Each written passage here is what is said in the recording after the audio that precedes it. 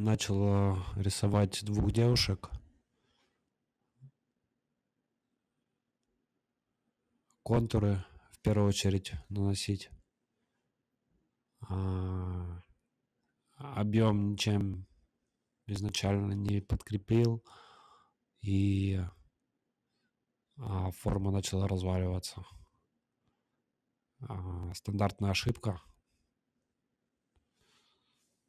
Но она помогает постепенно